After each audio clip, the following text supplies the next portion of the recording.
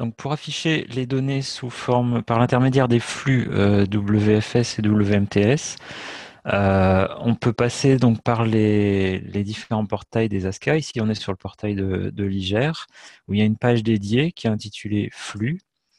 Donc si on clique dessus, on a un tableau avec la liste des jeux de données et un lien vers l'adresse du flux correspondant.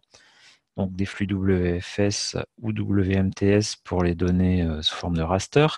Donc si on prend par exemple les concentrations en dioxyde d'azote modélisées sur l'année 2016, donc je clique sur le lien, j'ai une page avec une adresse que je récupère dans la barre de mon navigateur, que je copie et que je vais ensuite venir coller dans le logiciel de SIG. Ici c'est QGIS.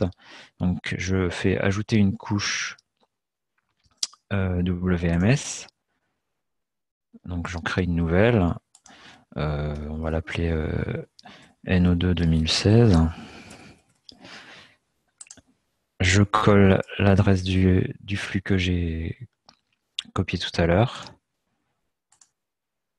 Je me connecte. Donc là, QGIS se connecte au serveur du flux WMTS. On voit qu'il y a une couche dans ce flux, une couche que j'ajoute à ma carte.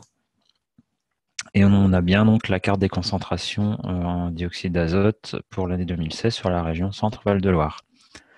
Alors, on a également des flux WFS, par exemple le flux en mesure annuelle. Donc la même chose, je copie l'URL du lien qui est proposé.